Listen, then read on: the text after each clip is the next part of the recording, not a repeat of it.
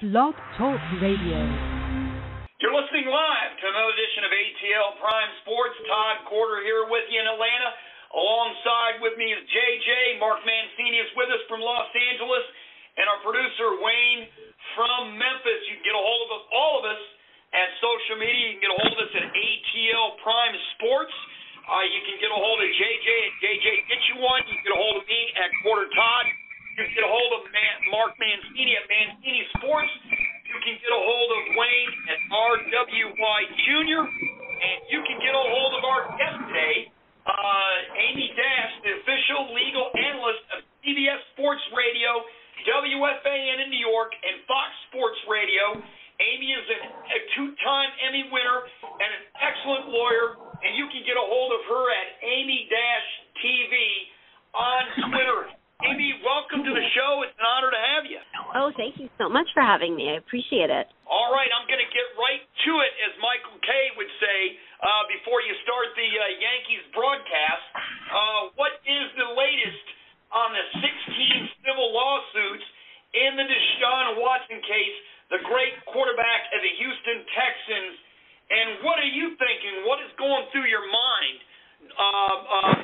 how this case is starting to evolve? Well, it's really interesting because now certain things are starting to get leaked to the media in terms of we're starting to see a strategy emerge as to how Watson's attorney might potentially defend against this. He released a statement from his marketing manager saying that he had been potentially blackmailed by one of these women and alleging that she had consented to sexual relations with him, one of the massage artists. So it looks like they're going to definitely go that route, also attacking the plaintiff's attorney for representing all of these women and really putting himself out there in sort of a circus-like atmosphere. And then on the flip side, we see that, the plaintiff's attorney came out and said he's accusing Deshaun Watson at least of making some of these women sign non-disclosure agreements, which is a bit odd. And today, the latest is that some people are speculating based on Tony Buzbee's past representation of people against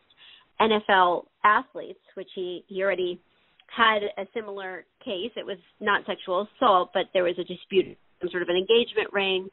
And this was a while ago with NFL star Mario Williams. But what he did in that case is he ended up hiring a digital forensic expert to get almost 2,000 text messages from the phones of the people accusing of the client accusing Mario Williams. So now the buzz is maybe that's the type of approach he might take in this case, where he has 16 women. If they had any type of, and we know they had direct message contact with, at least some of them did, with Deshaun Watson on Instagram, but if they had any text messages between the phones, retrieving that information, and that might light on who's telling the truth. You're listening to Amy Dash here on ATL Prime Sports. What do you think of the strategy that Rusty Hardin will take, Deshaun's lawyer, and what is the strategy from Tony Buzbee, the prosecutor, coming up?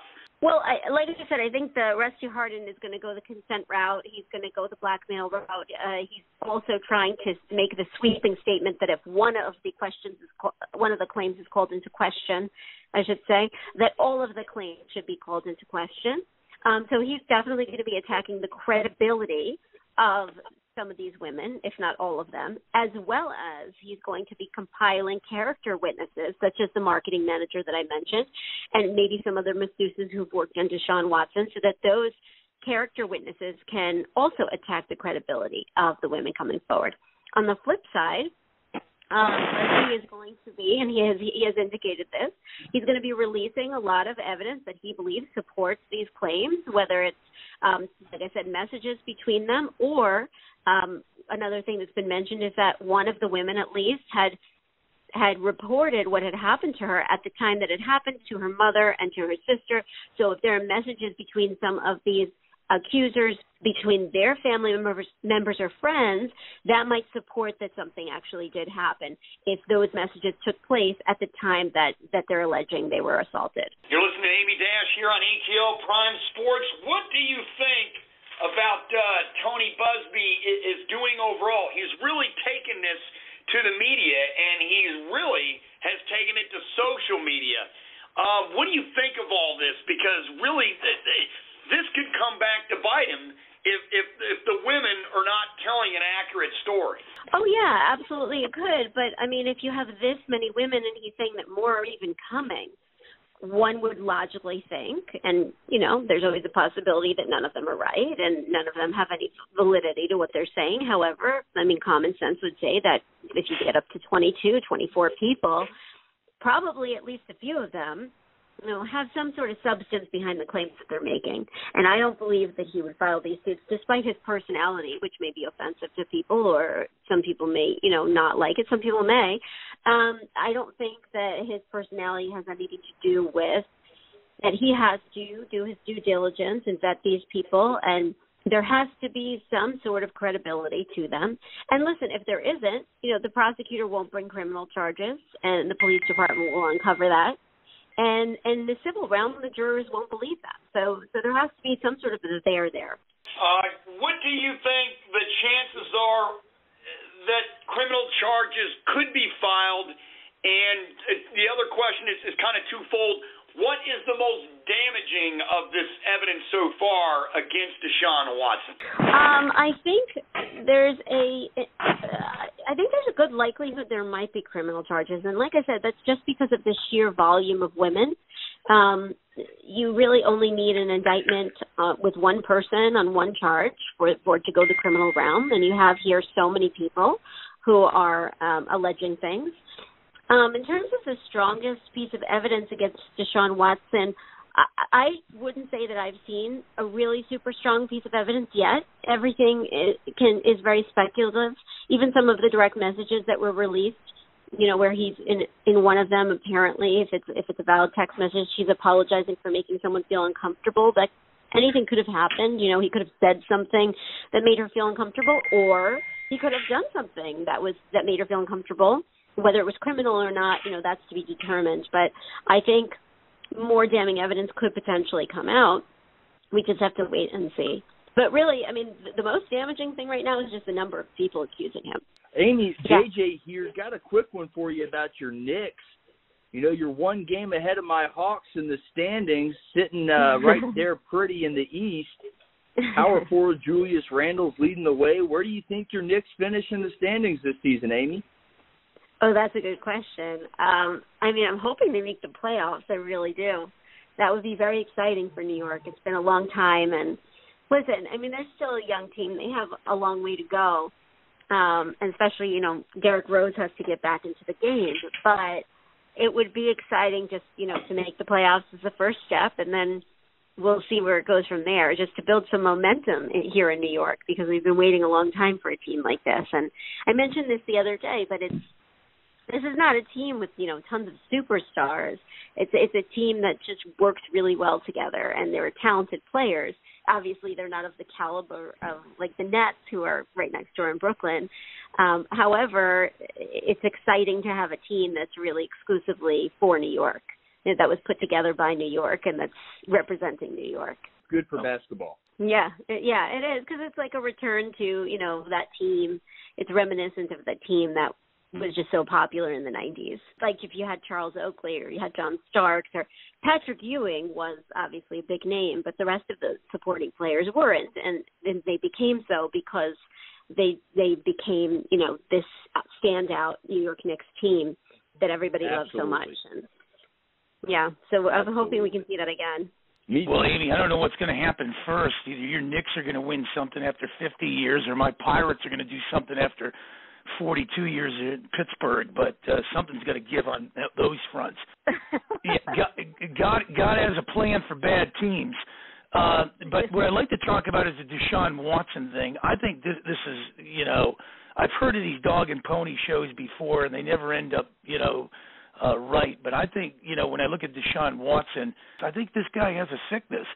And I think with what you had said, bringing all these women, you know, all these women that are stepping forward on this thing, yeah, maybe one or two, but when you get up to 16, 17, 18 women, that's going to be hard to, you know, not being able to prosecute Deshaun Watson on this situation. Any thought to that? I think it's hard to, you know, especially in my position, I'm not going to say somebody did something until they've gone through the process. However, you're right. I mean, with 16 women, it becomes harder and harder to deny that possibly something happened. We don't know for sure yet, you know, and he's innocent until proven guilty. But I think it's just bizarre, to be seeking out this many masseuses. It's just, if you're sitting in a jury pool and a prosecutor comes in and they want to take the theory of this was his modus operandi, he would target victims that were masseuses, and he would get them into an intimate setting where he could take off his clothes, and that would it was a setup for what was to come. If that's your theory as a prosecutor that you're pushing to a jury, you certainly have the evidence there to support it in terms of every woman was a masseuse. There are, potentially more than 16 women who are masseuses, and they're all alleging the same type of behavior, give or take. So to be looking for this many masseuses is just bizarre, and to be flying them in from all over the country, from I think it was Atlanta and Los Angeles. There's something wrong with that. That doesn't sound normal. If you need a masseuse, you go get a masseuse locally, and maybe you try a couple and you really love one and you stick with that person, but maybe, and the other possibility though is maybe some of these women were not legitimate masseuses. We don't know that yet. We don't know if some of these people were, actual call girls or not. That's something that we still have to find out.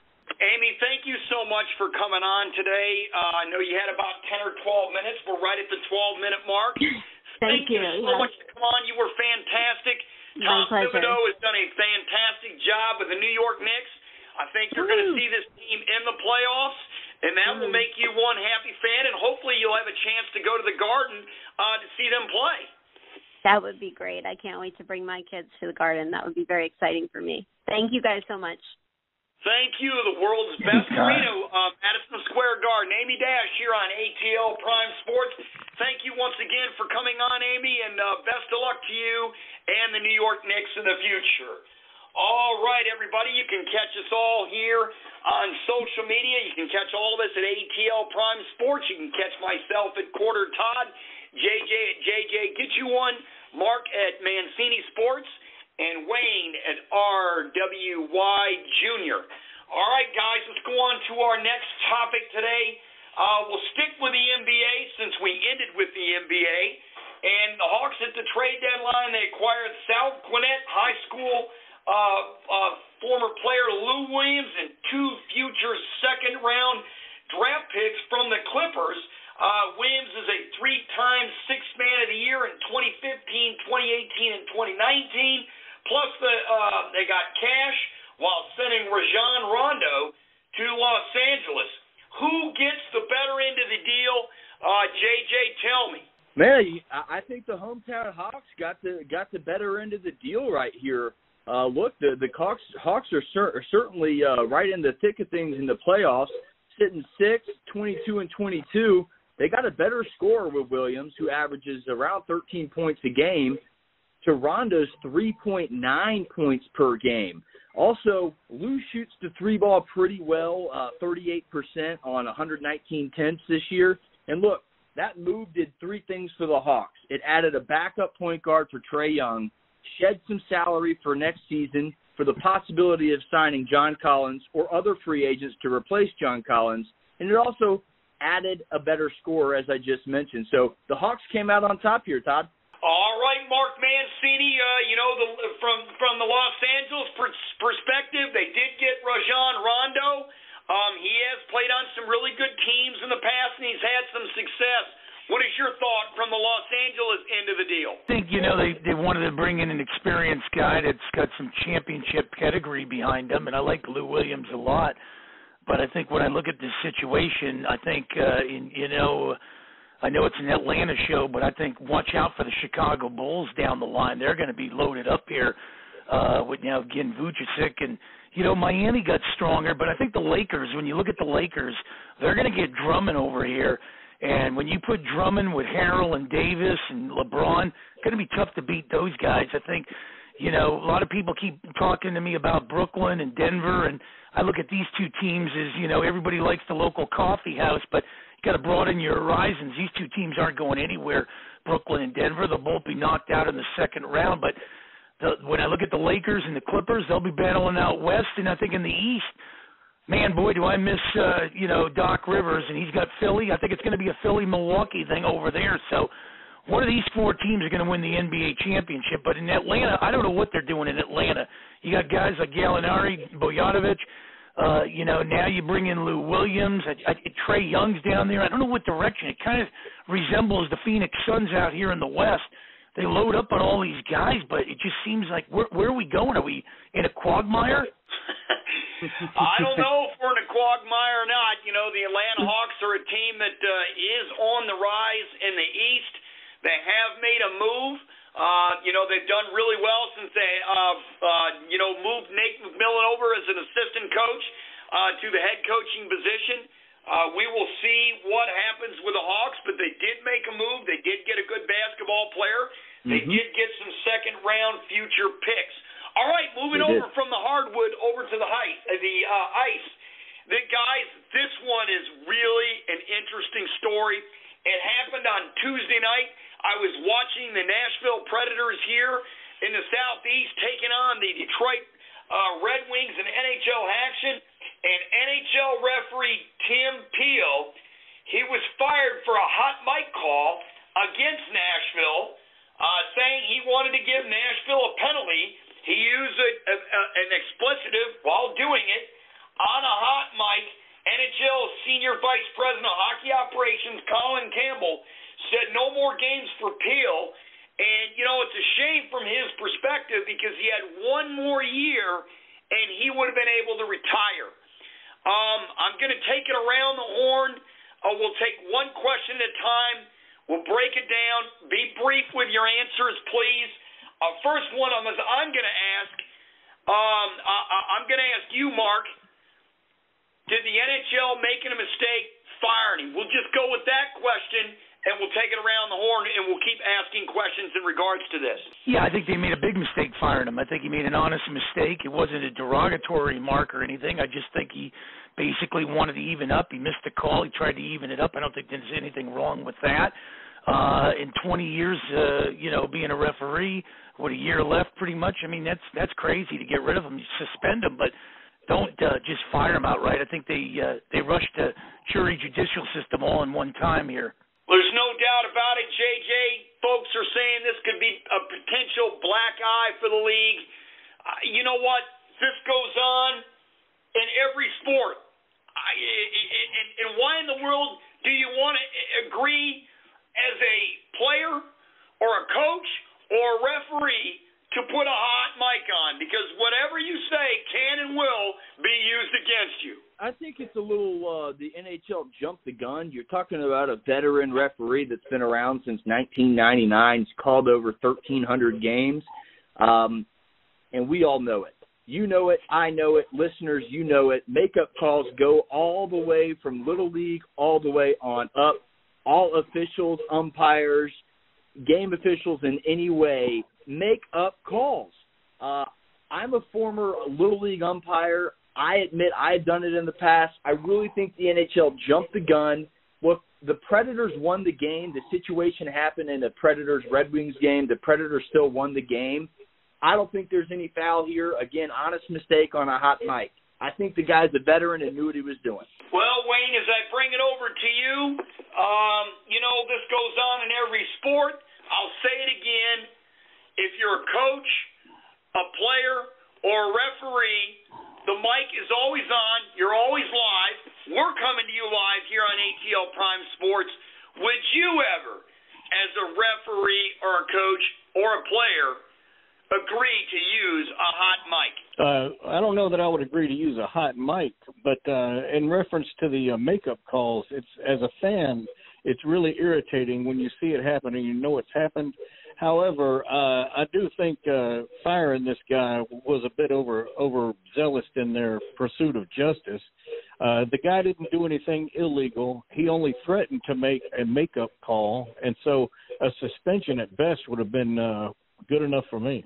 Well, I tell you what, we'll circle back, as Jen Paskey would say, and we'll go right back to the beginning of this thing. The NHL, they did rush to it. They were afraid of a public relations fallout. This guy had a really good record as an NHL referee. This was his mistake. Look, Warren said it on the Phillies Phillies Alumni Podcast, also on Blog Talk Radio. Makeup calls are common in every sport. He just happened to let the cat out of the bag. And you know what, guys? It happens. We still got about 9 minutes left in this show. Let's go over to the University of Georgia. Before we do that, let's go to there's 16 teams left in the NCAA tournament. Before we get to that, why don't we just go ahead and want everyone out there like and subscribe to our YouTube channel page. It's real easy. Go ahead and do it. Now let's go back to the Sweet 16. Guys, there are 16 teams left in the tournament. 16. Let's see. I have 3 of my Final 4 in. I'll give my Final 4 first. What the heck? I'm going to stick with the 3 previously I said. Michigan, Gonzaga, and Baylor. I had Illinois win the whole thing. Oops, I'm done. Thank you very much. But I've got Sister Jean and Loyola taking Illinois' place in the Final 4 as a 8 seed, I believe. 8 seed. So 8 or 9 seed, whatever they were, it really doesn't matter. Mark, who do you have in the Final 4 and why? And has it changed from your original? I'll tell you, nothing's changed on my thing. I had the Final 4 set in the beginning, and people were saying I must be on drugs or something, but I had Alabama, Loyola, Gonzaga, and Baylor. Those 4 are still in it, and I can see these 4 moving on. I really can. I mean, Loyola's going to send that other Pac-12 team that won their first Pac-12 championship in their school history, Oregon State, home. And UCLA's not going to know what hit them. This is a team that came in here limping on tradition, basically. I don't know if they brought the John Wooden casket out there and rolled it on the court and basically say, hey, we got a lot of things here. We won 10 championships in a row or whatever with Lou Alcindor, but they're going home too because they're not going to know what hit them as far as the fact that Alabama has depth. They got length. They got guys that can put the threes in, and Nate Oates has got these guys playing. And in the pre-chat, my good buddy over there, Wayne, was telling me, man, this is a trifecta in Alabama, man. You got Nick Saban with all the titles. You got Bama rolling in the Sweet 16, and their baseball team is 16-1, my friends.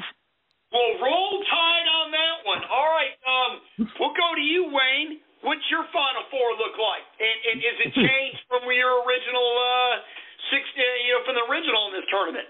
Well, I've had 2 teams that dropped out, Kansas and West Virginia. So I've still got Arkansas and Michigan in, and a chance for Michigan to win the championship like I had predicted. However, I'm not going to.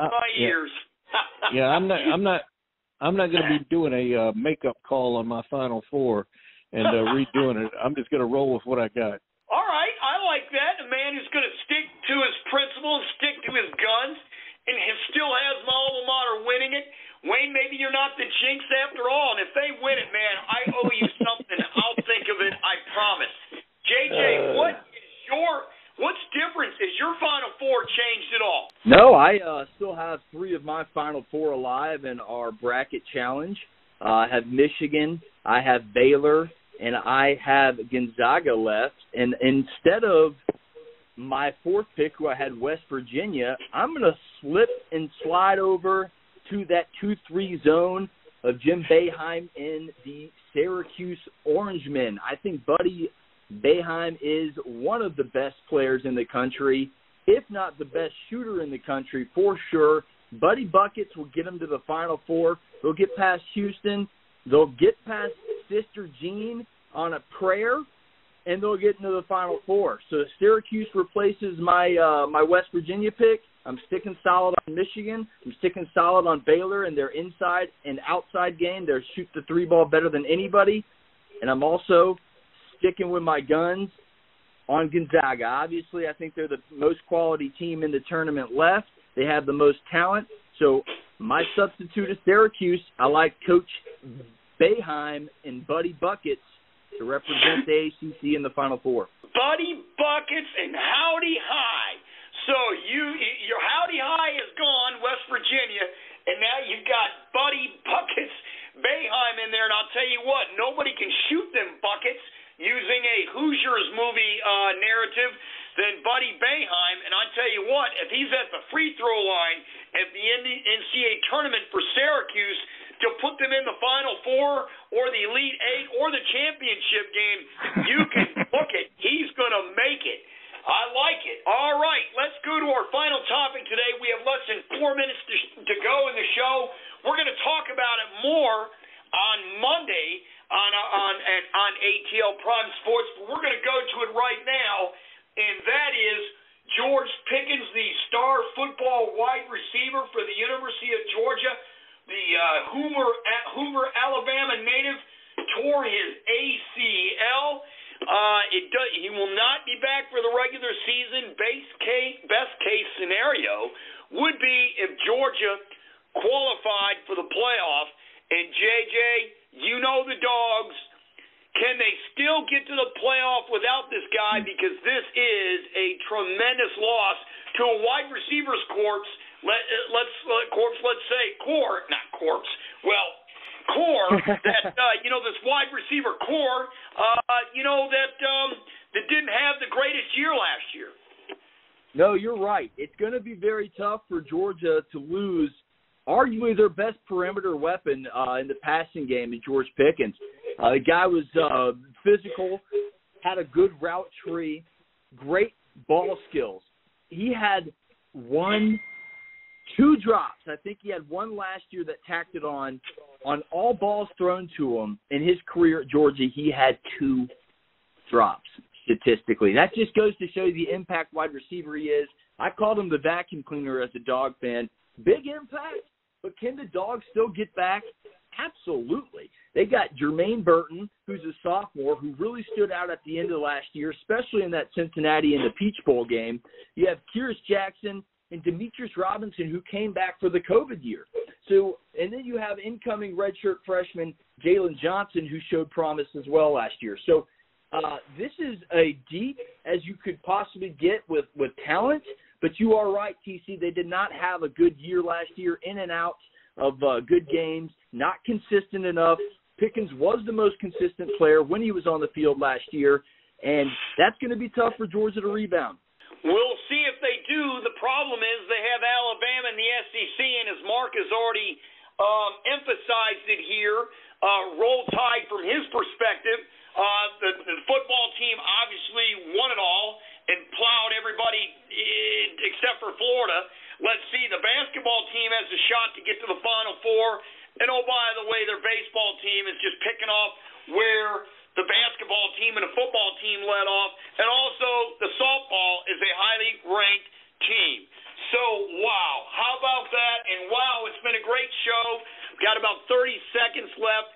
I want to thank Amy Dash of WFAN, CBS Radio, and also Fox Sports Radio, the legal analyst out there in New York City, for taking the time to come on and chat with us about the Deshaun Watson situation.